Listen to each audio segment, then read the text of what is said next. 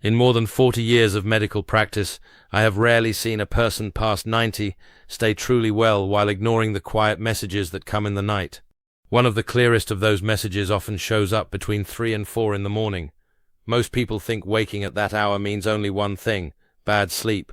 Sometimes that is true. Sometimes it does need medical attention. But very often, especially after 60, it means more than that. It can be a signal about body rhythm, rising stress, unstable blood sugar, mental overload, loneliness, grief, and a life that has slowly slipped out of balance. Many older people do everything they are told. They eat better, they walk every day, they take their medicine on time, they cut back on salt, they show up for every checkup. And still, little by little, they feel themselves fading, not suddenly, quietly. Their sleep grows lighter, their patience gets shorter, their memory feels less sharp. Their legs feel heavy in the morning. Their joy becomes harder to reach. That kind of decline is frightening, because it steals life in small pieces, while many tests still look acceptable. Then night comes. They fall asleep. A few hours later they are awake. The room is dark. The house is silent. Their heart is not pounding, yet it feels alert. The mind starts moving. Worries, old regrets, strange thoughts, or sometimes nothing at all. Just a sharp feeling of being awake for no clear reason. They roll over, they wait, they check the clock. 3:12, 3:27, 3:41. And once that pattern begins, many people start fearing bedtime itself.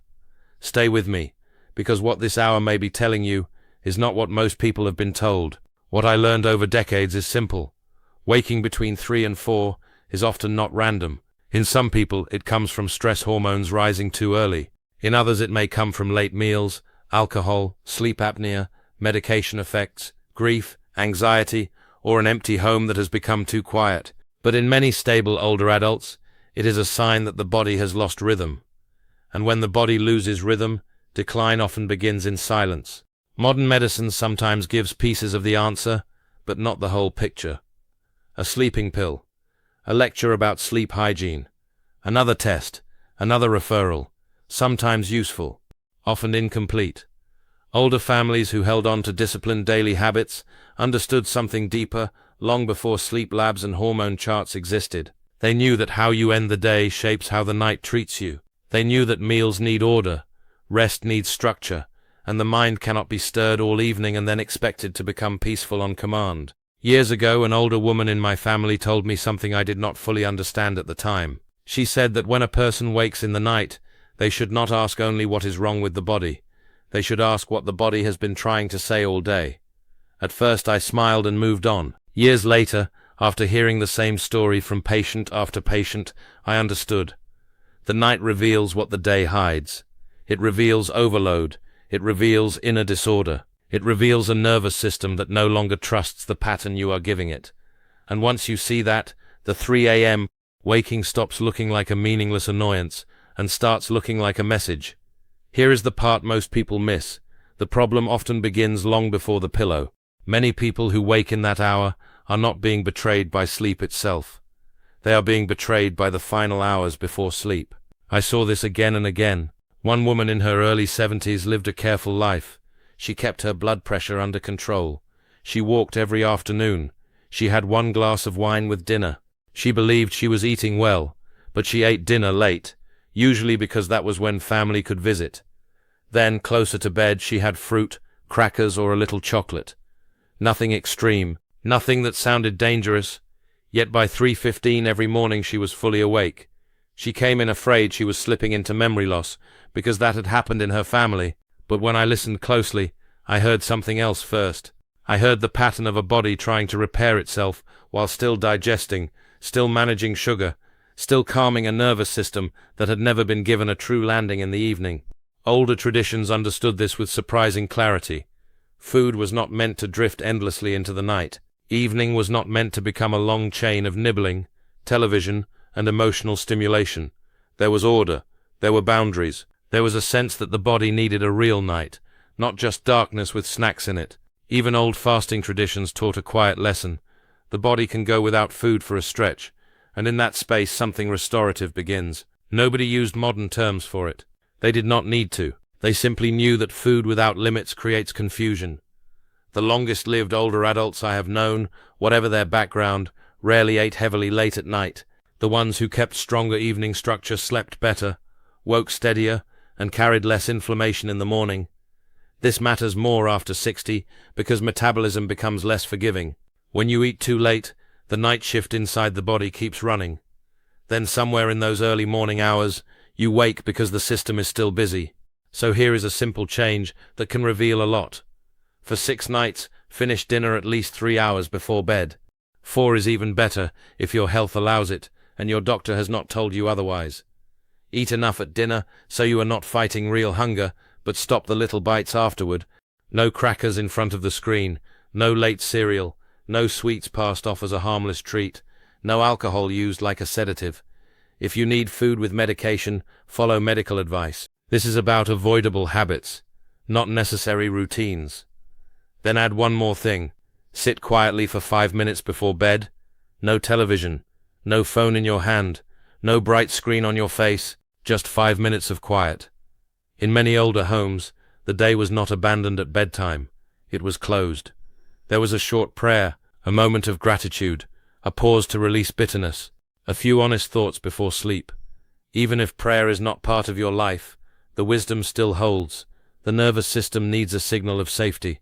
It needs to feel that the day has ended. The woman I mentioned moved her dinner earlier. She stopped the late fruit and crackers. She sat quietly before bed and spoke a few words of thanks. Within less than 2 weeks, her 3:15 awakening became occasional instead of nightly. A few weeks later, she was sleeping through most nights, and her morning anxiety had fallen sharply. That is not magic. That is rhythm. The body does not like confusion in the evening. It likes completion. It likes order. It likes the dignity of rest. Older generations knew that if you eat late, worry late, and stir yourself up late, the night will collect the bill. And they were right. But that is only the first part. The second part may matter even more, because many people over 60 think they are resting when in truth they are only drifting. Rest is not the same as sleep, and sleep is not the same as restoration. That difference becomes huge with age. Many older adults say they rest all the time. They sit more, they nap more, they move slower, yet they feel more tired than ever. Why? Because unstructured rest does not restore the body the way rhythmic rest does. I once cared for an older man who had been precise all his life. After retirement, his nights began falling apart. He stayed up later because he no longer had to wake early. He watched television until midnight. He dozed in a chair after lunch. He said, "I am resting more than ever, so why do I wake at 3 in the morning feeling wrecked?" The answer was plain. He was not resting. He was drifting, and drifting confuses the body. Older traditions built weekly and daily rhythm on purpose. There was preparation before evening. There were meals at proper times. There was less stimulation, more family presence, more walking, more conversation, more prayer, more stepping away from endless production and noise. Then there was return, not endless collapse, not random napping. A cycle, a boundary, a reset for digestion, attention, mood and identity. People outside that world often think these customs were only religious. They miss the deep physical wisdom inside them. The human body responds to rhythm whether you call it spiritual or biological. When older adults lose weekly rhythm, daily rhythm usually weakens too. Bedtime shifts, wake time shifts, appetite shifts, mood shifts. The brain stops trusting the schedule it is being given. Then the early morning waking becomes more likely, especially in those hours when sleep is naturally lighter and the body is preparing for dawn. If your rhythm is weak, that transition becomes a full awakening. If your rhythm is strong, you often pass through it without even remembering. This is why the body often asks, at 3 in the morning, the same question every day. Can I trust the life you gave me yesterday? What helped that older man was not a sleeping pill at first. It was rebuilding rhythm. He began waking at the same time every day, even after a rough night. He stopped falling asleep in front of the television. He got outdoor light early in the day. He took a short walk after dinner. Most importantly, he created one weekly evening of structured calm. No news, no financial paperwork, no endless television, no restless tinkering. Just a shared meal, softer light, quieter conversation, a walk, a little reflection, sleep at a decent hour. He laughed at the idea at first, as if I were asking him to go backward in time. Then he tried it. 3 weeks later he said something unforgettable. "I did not realize how tired my mind was." That sentence contains more truth than many long explanations. His 3 a.m. waking became less frequent. More importantly, when he did wake, he was no longer hit by that sharp surge of alertness that had frightened him. His heart felt calmer, his mood improved. Even his digestion became more regular. So here is the practical lesson. Pick a wake time and protect it seriously, even if not perfectly. Let morning light reach your eyes early. Walk after dinner for 10 to 20 minutes. Lower bright light and emotional stimulation in the last hour before bed. Create one evening each week that feels calm, slower, cleaner, more human. Eat with attention. Sit with someone you love if you can. Read something steadying. Pray if that belongs to your life. Let your body learn again that night is not a dumping ground for unfinished thoughts. It is a place of repair. If this is speaking directly to you, keep listening, because the third part goes even deeper, and this is the one most people feel in their chest, long before they have words for it. The hour between 3 and 4 in the morning is often the hour when hidden burden rises to the surface. I do not mean that in a dramatic or mystical way. I mean it in the most human way possible. It is the hour when grief, guilt, fear, loneliness, resentment, and quiet spiritual exhaustion become hard to ignore. During the day, noise protects you from yourself. At 3 in the morning, almost nothing does. This is why older people with life experience did not always say, "Just go back to sleep." They often understood that the hour itself was asking for an answer. I remember a woman in her late 60s who had recently lost her husband. Outwardly she was functioning. Inwardly she was carrying a mountain. She kept saying she was fine. She was not. Every night she woke at 3:30 with a heavy sadness. No chest pain, no nightmare, just sorrow, sitting beside her in the dark. She had already seen doctors, a therapist, a sleep specialist, good people, helpful people, but nobody had explained that the body may do exactly this when grief has not been given a place to go. It wakes when the defenses are lowest. Older traditions understood that night is not only biological time, it is moral and emotional time too. That is why bedtime was often linked with forgiveness, self-examination, gratitude, and release. The message was simple. Do not drag the whole unfinished weight of the day into the dark without naming it. If you go to bed carrying bitterness, fear, or grief that has not been acknowledged at all, the nervous system may remain watchful even when the eyes are closed. The body listens to the heart more than many people admit. Here is the retention line you need to hear. Sometimes the thing waking you up is not danger. It is truth, finally getting a quiet room. Research supports what older wisdom already knew. Chronic stress, loneliness, grief, and depression are strongly linked with fragmented sleep, early waking, higher inflammation, weaker immunity, and worse long-term health. Reflective practices, prayer, gratitude, forgiveness, and real social connection can help regulate emotion and improve sleep quality. The language changes from place to place, but the human body underneath does not. The grieving woman I mentioned had one habit before bed. She watched television until she could barely keep her eyes open, then collapsed into sleep with all her pain untouched. Her body was not fooled, so I gave her a simple nightly practice. 1 hour before bed, the television went off. She sat in a chair with a soft lamp, not in bed. She wrote down 3 things. First, what burden she was carrying that night. Second, whom she needed to forgive even a little. Third, what she was still grateful for despite the pain. Then she spoke a short prayer, not because prayer deletes sorrow, but because it gives sorrow direction. I also told her something that changed her face immediately. If you wake at 3:30, do not treat the moment like an enemy. Treat it like information. Not for an hour, not forever, just for a few minutes. Sit up if needed. Put a hand on your chest. Breathe slowly. Speak 1 sentence of gratitude. Speak 1 sentence of release. Then return to bed. No bright lights, no scrolling. No searching symptoms on a phone. No feeding fear. Just a small act of order in the dark. Within a month she was not only sleeping better, she was living better. That is the real point. Her sleep improved because her life gained structure, meaning, and contact again. She joined a weekly meal. She gave in memory of the person she loved. She felt part of life again. It is very hard to sleep deeply when your life feels cut off from meaning. This is what so many people miss. Long life is not built only from clean blood work, supplements and step counts.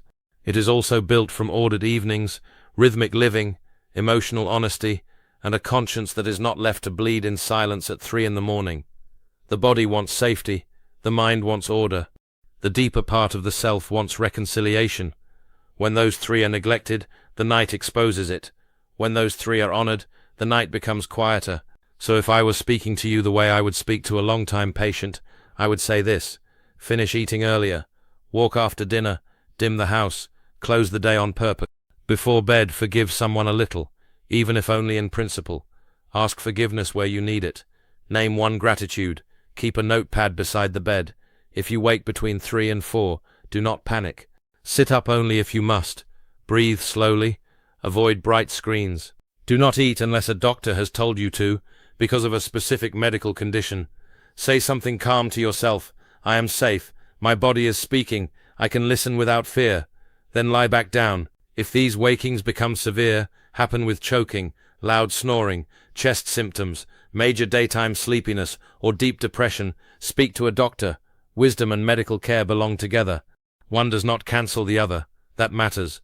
Because the purpose of all this is not to romanticize suffering or pretend every nighttime waking is symbolic. Sometimes it is sleep apnea. Sometimes it is medication. Sometimes it is illness. But many times, especially in later life, the body is waving a small flag and asking for a kinder, clearer way of living. And if you answer early, much can improve before worse decline takes hold. These three ideas are not separate little tricks. They are one way of living. The first teaches the body not to enter the night overloaded. The second teaches the nervous system that life has rhythm, and that rest must be structured to restore. The third teaches the heart not to carry unspoken burden into the dark without acknowledgement. Put them together, and something changes. The 3 a.m. waking stops feeling like a curse and starts feeling like a signal. Sometimes the signal says eat earlier, sometimes it says rebuild rhythm, sometimes it says your heart is carrying too much alone.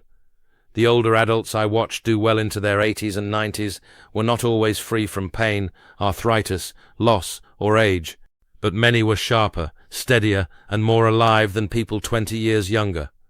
Not because they defeated aging, because they aged with rhythm instead of chaos. That is a real difference. People often think the only choice is between being young and being old. That is not the true choice. The deeper choice is between rhythmic aging and chaotic aging.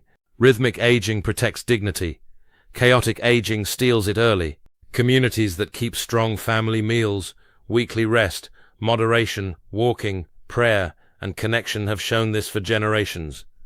Researchers may speak about genes, metabolism, and longevity. Those things matter, but daily habits matter too. Boundaries matter. The body lasts longer when life is not lived as a constant flood.